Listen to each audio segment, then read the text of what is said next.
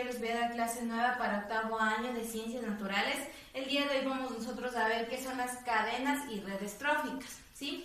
Además, al final del video les voy a dar ciertas instrucciones para sus tareas y un mensaje extra de parte del Departamento de Psicología.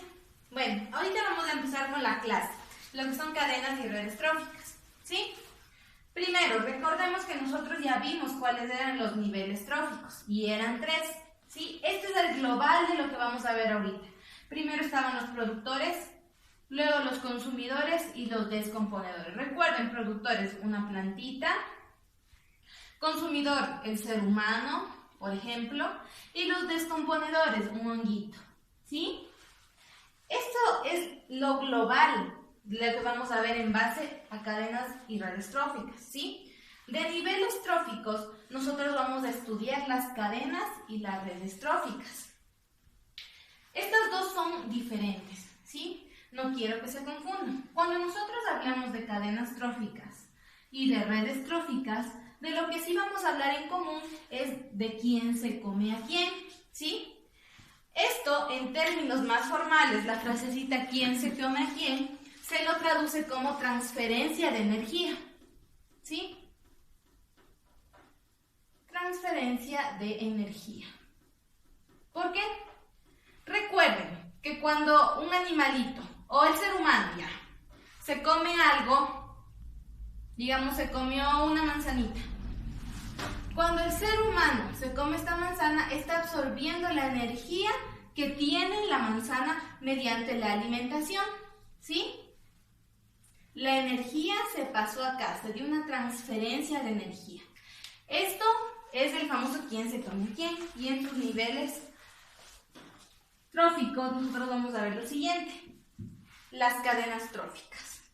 Cuando hablemos nosotros de cadenas tróficas, vamos a hablar de una secuencia lineal de una cadena alimenticia.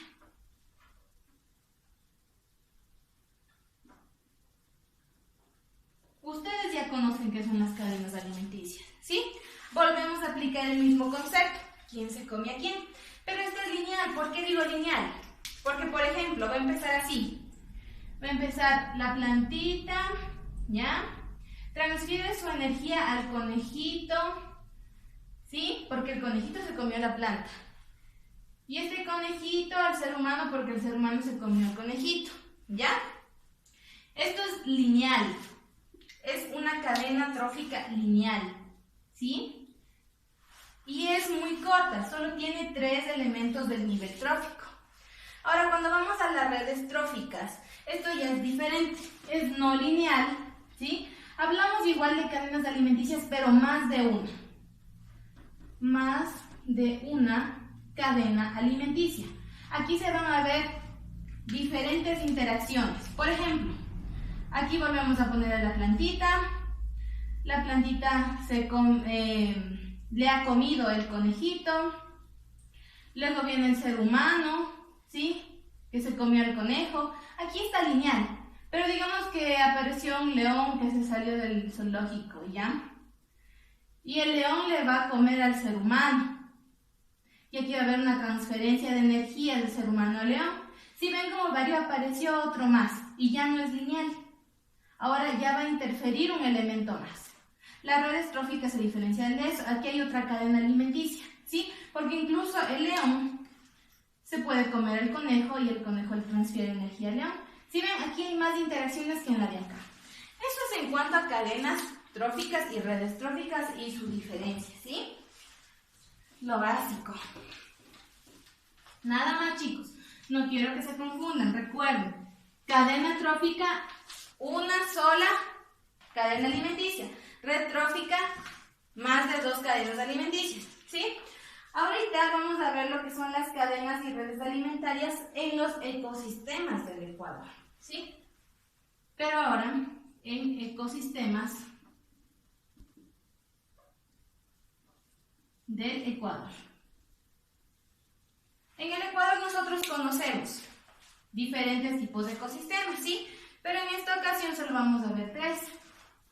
Páramo, ¿sí? Bosque tropical . 。 , , ,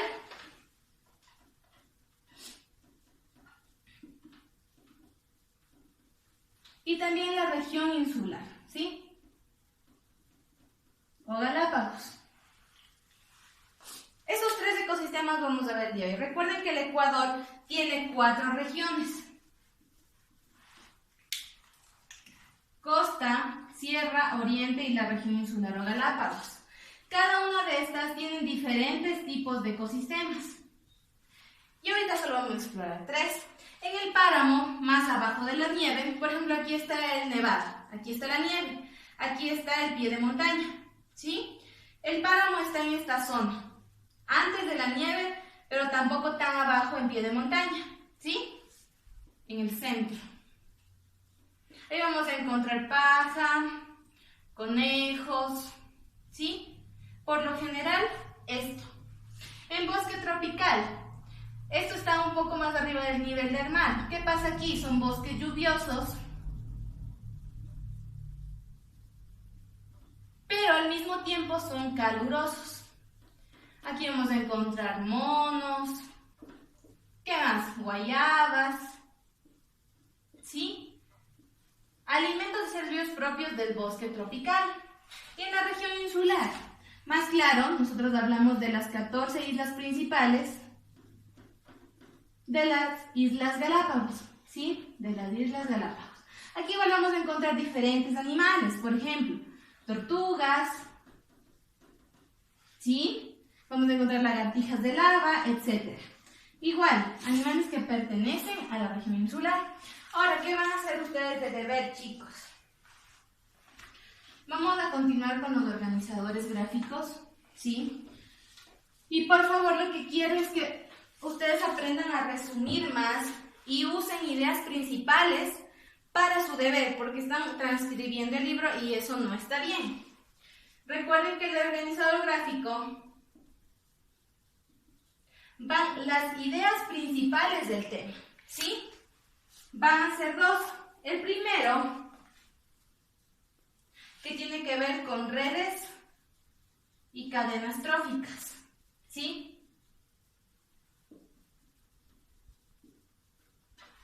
Y el segundo organizador con los ecosistemas del Ecuador.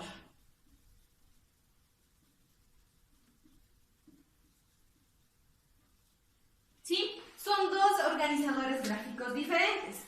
El primero lo van a encontrar en la página 150 a la 151 y el segundo va a estar en la página 153 a la 154, ¿sí? Muy resumidito lo esencial, tal y como vieron, como les expliqué aquí, ¿ya? Eso en cuanto a su deber. Ahora, chicos, como ustedes bien saben, actualmente nuestro país está cruzando por una situación muy difícil de emergencia sanitaria, ¿sí? En caso de que ustedes sientan niveles de ansiedad muy altos, estrés, se sientan solos, estén tristes o deseen asesoría, no duden en llamarme, ¿sí? Yo voy a estar disponible a la hora que ustedes me llamen para conversar, guiarles y darles soporte emocional y psicológico, ¿sí? Recuerden que yo les quiero mucho. Quiero que estén sanitos, que se cuiden, no salgan de su casita, ¿sí? Cuídense mucho, un fuerte abrazo y también a cuidar a su familia. Muchas gracias. Chicos, el día de hoy les voy a dar la clase de Ciencias Naturales para 9º año. Es clase nueva, así que por favor pongan mucha atención. Además, al final del video, ya saben, va a haber instrucciones para que hagan sus deberes y también va a haber un mensaje dirigido para ustedes, ¿sí? Bien, ahora vamos a comenzar nosotros a explorar algunos fenómenos que se dan en el cielo nocturno, ¿sí? Vamos a iniciar con lo que son las estrellas fugaces. ¿Ustedes capaz alguna vez salieron de su casita en la noche y vieron que una estrellita fugaz pasó y piden un deseo, ¿sí? Antes decía eso porque era una creencia, pero ahora nosotros sabemos que las estrellas fugaces son producidas debido a los meteoroides. Estos son cuerpos celestes. Recuerden que nosotros ya vimos que era un meteoroide. Estos están compuestos de polvo cósmico estelar, ¿sí? De hielo y de roca como su componente principal, ¿sí? ¿Qué es lo que pasa con los meteoroides para que se conviertan en estrellas fugaces? Los meteoroides son pequeños, algunos, ¿sí? Digamos que este meteoroide de aquí estaba pasando por la Tierra. Justo pasó por nuestra atmósfera y debido a la fuerza de gravedad, recuerden que atrae objetos, va a atraer este meteoroide a nuestra atmósfera. Pero ¿qué pasa? Como este meteoroide es tan chiquitito, va a entrar y apenas entra a la atmósfera, se va a quemar. ¿Sí? Se va a quemar. Cuando se quema, nosotros podemos ver una liñita y que va a desaparecer en un momento dado. Esa es la estrella fugaz. El meteoroide que se quemó al entrar a la atmósfera, ¿sí? A las estrellas fugaces se les conoce como pequeños trozos de polvo y roca que se queman y brillan gracias al proceso de ionización. Este proceso de ionización es el famoso entró a la atmósfera y se quemó, ¿sí? Entonces, este es el nombre científico con el que se le conoce al meteoroide que se quemó en la atmósfera. Ahora, los meteoroides, como les dije, algunos son muy pequeños, pero otros van a ser de un tamaño diferente. El tamaño común de los meteoroides es similar a un grano de arena. Pero ustedes se preguntarán, ¿pero yo puedo ver cómo se quema? Sí, ustedes pueden ver cómo se quema debido a que estos elementos de polvo y roca se quemaron gracias a este proceso de ionización. Es por eso que ustedes pueden ver a pesar de que están pequeños. Ahora, hay algunos meteoroides que son un poco más grandes. Cuando estos meteoroides son más grandes y caen a la Tierra, pasan la atmósfera y no se queman, estos no se queman, y caen directo a la corteza terrestre, se les conoce como meteoros. ¿Sí? Es una gran diferencia entre un meteoroide que sí se quema y un meteoro que no se quema. ¿Ya? Eso con estrellas fugaces. El primer fenómeno natural del cielo nocturno. Ahora vamos a ir con lo que es lluvia de meteoritos. ¿Qué es una lluvia de meteoritos? Primero tenemos que tener en cuenta que es una gran cantidad de estrellas fugaces. Nada más. ¿Sí? Ahora, ¿cómo se produce una lluvia de meteoritos? Vamos a tener nosotros la influencia de los cometas. Recuerden que los cometas eran cuerpos de hielo y de roca que no tenían una trayectoria definida, pero sí que giraban alrededor del Sol. Ahora, cuando estos giran alrededor del Sol y pasan cerca de nuestra Tierra, producen corrientes, ¿sí? Cuando estos cometas producen estas llamadas corrientes, empieza el fenómeno a desprender pequeños fragmentos de roca que son los meteoroides. ¿Sí? Estas corrientes se producen gracias a los cometas que desprenden pequeños fragmentos conocidos como meteoroides. Ahí es cuando, debido a la fuerza de atracción otra vez de la atmósfera, van a caer y se van a quemar y ustedes van a poder ver un hermoso espectáculo nocturno de una lluvia de meteoritos, ¿sí? Por ejemplo, las Perseidas o las Nereidas. ¿Sí? Estas son lluvias de meteoritos que se producen en ciertas épocas del año, ¿ya? Dos fenómenos estelares. Ahora vamos a ir con algo más, las constelaciones. ¿Qué son las constelaciones? Ustedes ya vieron lo que era una estrella, ¿sí? Cuerpos celestes que tienen luz propia. Las constelaciones son conjuntos de estrellas, ¿sí? No son igual a las galaxias, no confundan. Las galaxias eran miles de millones de estrellas. Estas solo son conjuntos de ciertas estrellas, ¿sí? Van a estar a diferentes distancias. ¿Cómo funciona esto? Por ejemplo, digamos que ustedes salieron una noche y ven un montón de estrellitas, ¿sí? Unas más grandes que otras y su brillo también es diferente. Y capaz alguna vez ustedes fueron uniendo las estrellitas así, que tenían una forma, ¿ya? Estas son las constelaciones. Un conjunto de estrellas, por ejemplo aquí hicimos un conjunto de estrellas, pero están a diferentes distancias, aunque nosotros les veamos así, que parece que están juntitas. Por ejemplo, esta está más lejana a esta. No van a estar a la misma distancia, ¿sí? Ahora, en la antigüedad, las personas lo que hacían era unir, como ustedes lo hacen, las estrellitas y darles formas. Y de esa forma ellos interpretaban ciertas cosas. Por ejemplo, aquí nacieron los famosos signos zodiacales, ¿sí? El zodiaco. En algunas culturas, como ya revisamos las clases pasadas. Pero ¿qué pasó? Esto era un sinfín de constelaciones, no tenían forma, no tenían significado, bla, bla, bla. ¿Qué pasó en 1930? Gracias al científico Edwin del Porte, ¿sí? Él encontró y definió 88 constelaciones definidas totalmente y tenían sus nombres. Dentro de estas estaban los 12 signos del zodiaco, ¿sí? Recuerden que el zodiaco pertenece más a lo que es astrología que astronomía. Por eso les mandé la consulta. Ahora, las constelaciones se pueden ver, sí, pero las personas que vivimos en la zona ecuatorial tenemos el privilegio de observar casi todas las constelaciones. Casi todas, en sí, todas. Pero las personas que viven en el hemisferio norte o en el hemisferio sur tienen una limitada capacidad para ver las constelaciones. Por ejemplo, cuando una persona está en el hemisferio norte, las va a llamar las constelaciones septentrionales. Septentrionales. Cuando está en el norte, constelaciones del norte. Y cuando está en el sur, australes. ¿Sí? Ustedes vayan a Google Sky, a la página que les dije, entren a la sección de constelaciones y van a poder ver los 12 signos del zodiaco en las constelaciones.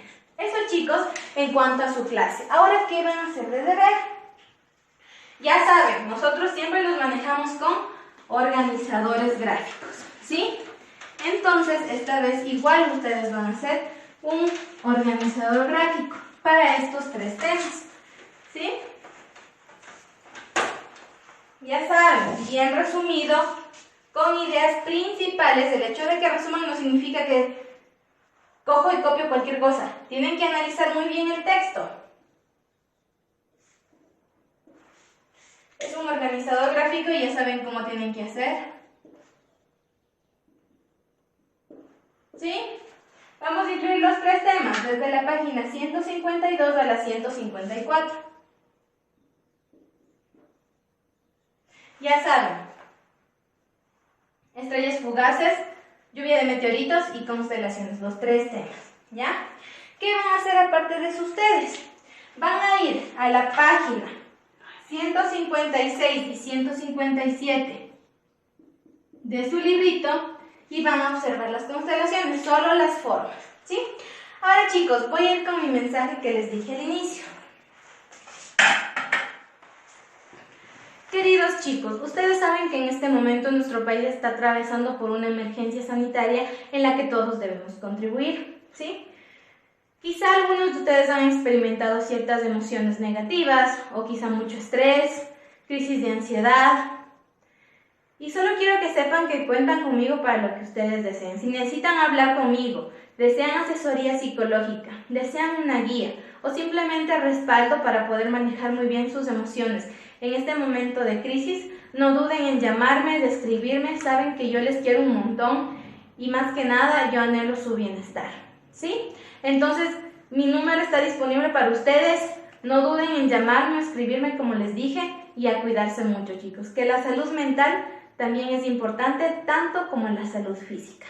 Un fuerte abrazo y espero que tengan un lindo día. Cuídense mucho. Chicos, el día de hoy yo les voy a dar la clase de Ciencias Naturales para 10º año. Vamos a hablar acerca de las biomoléculas y las primeras células. Al final del video van a tener instrucciones para sus deberes como siempre lo han hecho. Y también les voy a dar un mensaje dirigido para ustedes, ¿sí? Bien, ahorita vamos a comenzar con lo que son biomoléculas y primeras células. Cuando nosotros hablamos de biomoléculas, vamos a referirnos a bio, vida, moléculas, moléculas, es decir, moléculas que dan origen a la vida. Nosotros conocemos elementos químicos que proporcionan o facilitan la vida, que son los famosos CHOMS, ¿sí? Carbono, hidrógeno, oxígeno, nitrógeno, fósforo y azufre, ¿sí? Estos elementos en un inicio facilitaron el inicio de la vida, ¿ya? Ahora, nosotros vamos a hablar de las primeras células también, pero en este caso vamos a referirnos a los nucleótidos. Cuando hablemos de nucleótidos, solo vamos a tomar en cuenta lo que es material genético, ¿sí? Porque los nucleótidos solo están en moléculas de ADN y ARN, por eso, material genético. Ahora, un nucleótido es una estructura simple, es sencilla, que son los pilares o bloques de la vida. Ya saben, la vida está expresada en la genética, ADN y ARN. Ahora, ¿de qué está formado un nucleótido? Está formado de tres cosas importantes. Primero, de un azúcar. Esta va a ser ribosa si es para ARN y desoxirribosa para ADN. Además va a haber un grupo fosfato, ¿sí? Y al final, bases nitrogenadas. Después ya veremos a más profundidad a qué se refieren las bases nitrogenadas y todos estos compuestos que forman un nucleótido. Cuando todos estos se unen, vamos a encontrar dos moléculas muy importantes para la vida. La primera, el ADN, y después el ARN. Estas dos son sumamente importantes ya que contienen material genético para la herencia. Recuerden que esta se pasa de generación en generación a través de la información de los padres, ¿sí? Bien, cuando también hablamos de biomoléculas, vamos a hablar de teorías o hipótesis acerca de cómo aparecieron. Una de esas es la hipótesis del mundo del ARN.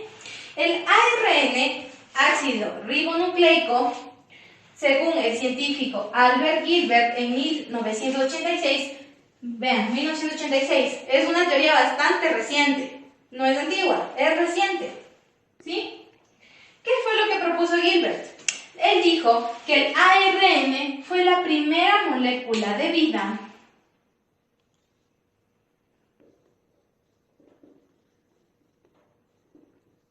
que apareció sobre la faz de la Tierra. El ARN, a diferencia del ADN, solo tiene una hélice, ¿sí? Solo tiene una hélice. Él dijo que fue la primera forma de vida o molécula de vida que se encargaba de realizar todas las funciones, todo tipo de funciones para poder seguir subsistiendo y vivir. ¿Ya? Pero con el pasar del tiempo, el ARN se tuvo que ir adaptando a las condiciones climáticas y también al medio. Entonces, el ARN se adaptó y como consecuencia de esa adaptación nació el ADN y los aminoácidos. Los aminoácidos después se unieron y generaron proteínas, ¿sí? Pero recuerden, debido a la adaptación del ARN, nació el ADN y los aminoácidos. En conjunto, todas estas formaron la primera célula, y la primera célula fue la célula procariota.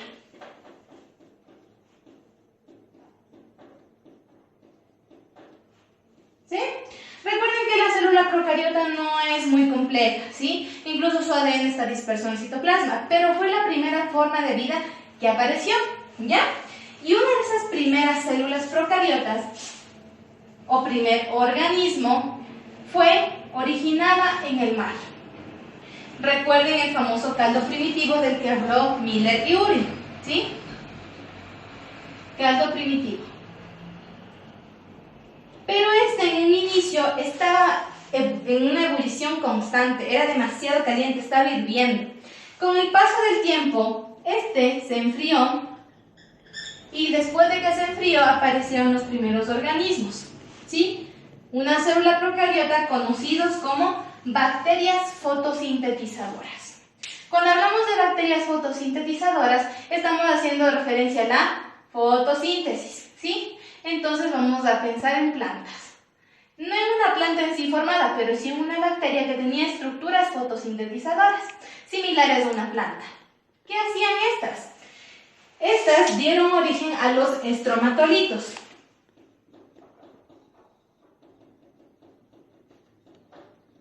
Los estromatolitos son similares a los arrecifes de coral, ¿sí? Los estromatolitos en el pasado se encargaban de generar más oxígeno para la atmósfera y de reducir las emisiones de CO2.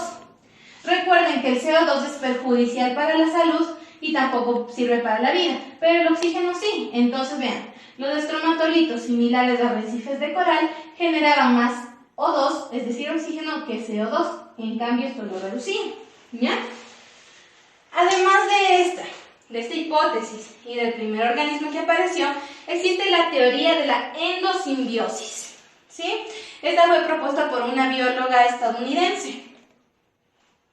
Ahora, ¿qué propone la teoría de la endosimbiosis? Aquí vamos a hablar de dos organelos importantes, mitocondria, ¿sí? Y cloroplastos. Recuerden que las mitocondrias sirven para la energía del organismo y los cloroplastos que empiezan a formar o generar la fotosíntesis, ¿ya? Lo que dijo esta bióloga fue que estos dos organelos en el pasado empezaron a fagocitar. Recuerden que fagocitar es tragarse. Por ejemplo, este organismo de aquí se va a tragar a este de acá y después va a formar parte de este y van a formar uno solo. Eso es lo que hacían las mitocondrias y los cloroplastos. Fagocitaban otros organelos para estos hacerse un poco más complejos. Y gracias a este proceso se originó la primera célula eucariota. Recuerden que las eucariotas son después de las procariotas, ¿sí? Y son más complejas. Eso en cuanto al origen de las primeras células y las biomoléculas. Ahora, chicos, ¿qué van a hacer de deber? ¿Sí? Van a tener un deber.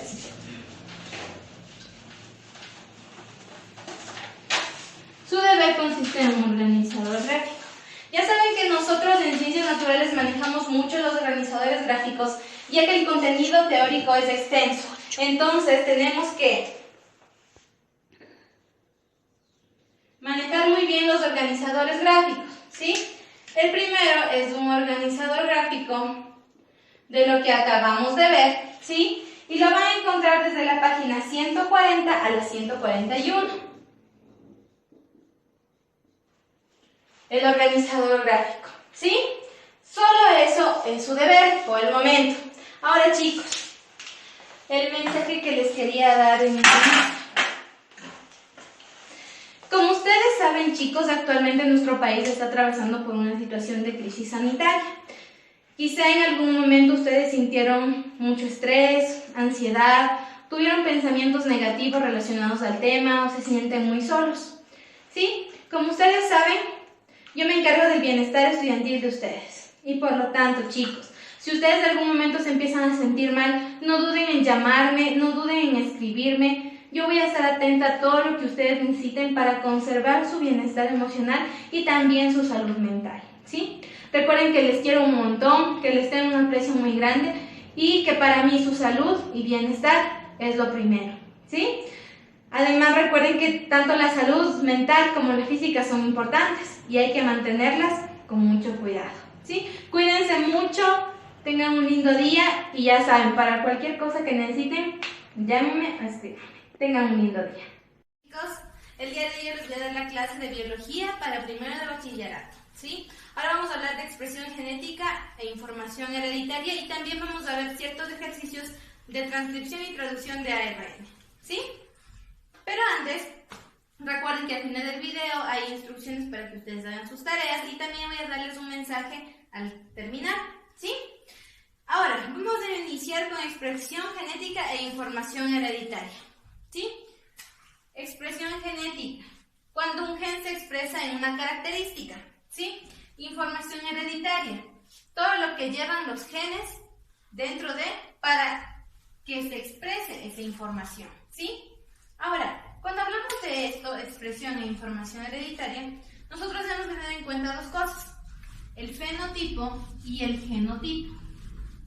El fenotipo es todo aquello que ustedes pueden ver, todas las características de la información hereditaria expresadas de forma externa, ¿sí? Todo lo que ustedes pueden ver de forma externa. Por ejemplo, Digamos que su cabello es café, ¿sí?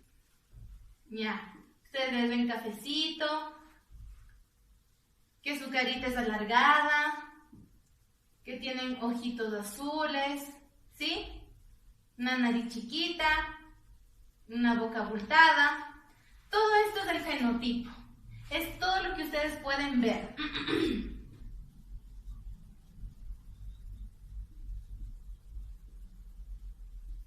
Toda la parte externa de la persona, ¿sí? El fenotipo. Ahora, ¿qué es lo que sucede con el genotipo? Porque yo ya sé, a ver, ya se ve muy bien que se ha expresado el gen, pero ¿cómo se expresó ese gen? ¿Sí? Para nosotros saber cómo ese gen se expresó en estas características externas, vamos a hablar del genotipo. En el genotipo ya es todo lo interno, ¿sí? Lo que tiene que ver con expresión de genes. Aquí se van a mezclar los genes que tienen información tanto de mamá como papá, ¿sí? Recuerden que tanto el óvulo como el espermatozoide son haploides, ¿sí? El óvulo y el espermatozoide son haploides. Pero cuando estos se unen, generan un cigoto diploide por la unión de estos dos. Y recuerden, cada uno tenía 23 cromosomas. 23 más 23, 46. 46 células que contienen información para la expresión del código genético, es decir, el genotipo, ¿sí? Pero ¿cómo sucede esto? Cuando estos ya se han unido, vamos a recordar nosotros el proceso de transcripción y de traducción. Lo que sucede primero es que el ARN mensajero va a llevar la información hacia, recuerden, los ribosomas para traducir la información de la unión, ¿sí? Van a traducir, yo qué sé, la información del color de los ojos. ¿Ya? Primero se transcribe. El ARN mensajero lleva la información al ribosoma. El ribosoma traduce y se expresa la información del color de los ojos. ¿Sí? Esto sucede con todas las características. Y es ahí cuando el genotipo se hace presente en el fenotipo y ustedes pueden ver los ojitos azules. ¿Sí? Esto en cuanto a expresión genética e información hereditaria. Ahora, chicos, vamos a ir con un poquito más de lo que es transcripción y traducción que nosotros ya hemos revisado. Tienen que estar repasando la materia. Recuerden que esto es genética y es un poco de contenido fuerte, ¿sí? Vamos a seguir con transcripción y traducción, ¿sí? Lo que ya habíamos revisado hace tiempo. Pero para eso primero tenemos que recordar las bases nitrogenadas. Va a cambiar un poco, recuerden, en ADN, adenina, timina, citosina, guanina. Y en ARN, adenina, uracilo, citosina, guanina, ¿sí? También va a cambiar su lugar, por ejemplo, timina, adenina, guanina, citosina. No hay ningún problema con esto. Y aquí, uracilo, adenina, guanina, citosina, ¿sí? Primero recuerden las bases nitrogenadas porque vamos a ahorita trabajar con lo que es de ADN a ARN mensajero, ¿sí? Primero, bases nitrogenadas.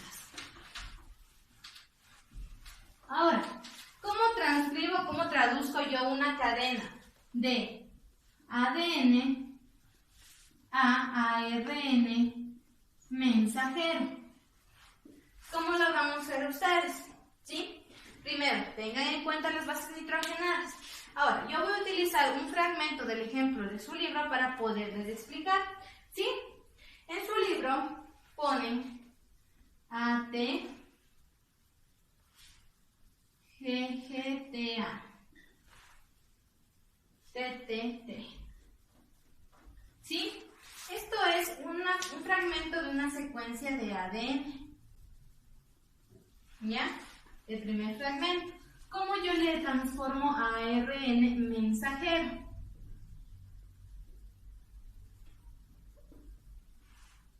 Recuerden que primero se debe trabajar con codones. ¿Qué era un codón? Un codón es la unión de 3 bases nitrogenadas. No 2, no 4, nada. 3 bases nitrogenadas, ¿sí? Y vamos aquí, para traducir de ADN a ARN mensajero, vamos a hacer una pertenencia de bases nitrogenadas, ¿sí? Por ejemplo, vamos con los 3 primeros. Y recuerden las bases nitrogenadas. Para ADN nosotros tenemos ATCG y para ARN AUCG, ¿ya? Recuerden que ahorita vamos a transcribir a ARN. Por lo tanto, me voy a la parte de bases nitrogenadas de ARN. Si yo tengo A, ¿con cuál corresponde? Con la U, ¿sí? Entonces aquí irá la U. Si yo tengo T, en este caso, T corresponde al ADN. ¿Qué hago? Me voy a las bases nitrogenadas del ADN. ¿Con cuál corresponde la T? Con la A. ¿Sí? Y la G. La G, tanto en ADN como en ARN, corresponde a citosina. Entonces será citosina. Y así es para toda la cadena, de ADN a ARN. Si yo tengo G, será citosina. Si yo tengo T, recuerden, T solo está en ADN, entonces será la A. Si yo tengo A, en este caso, ¿cómo transcribo ARN? Con la U, porque la correspondencia es con uracilo. Y así sigue con todos. ¿Sí, chicos? Esta es la primera parte de ADN a ARN.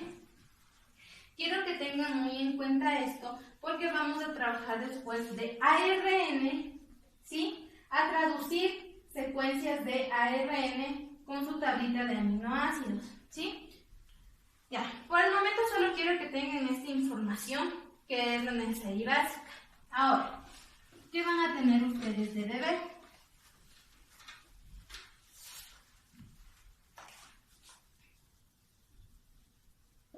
¿Sí? Su deber primero, ustedes van a escribir 5 características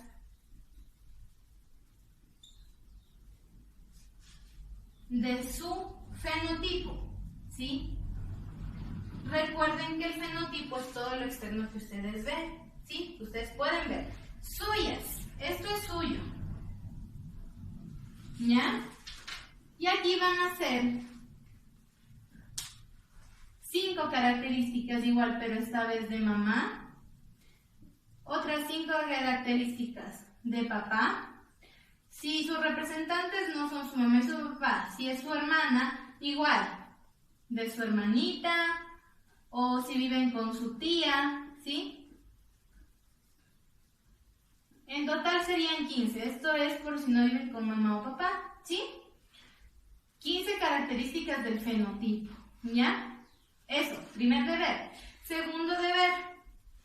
Van a llenar la página del libro, pero solo la parte 1 y 2, ¿sí?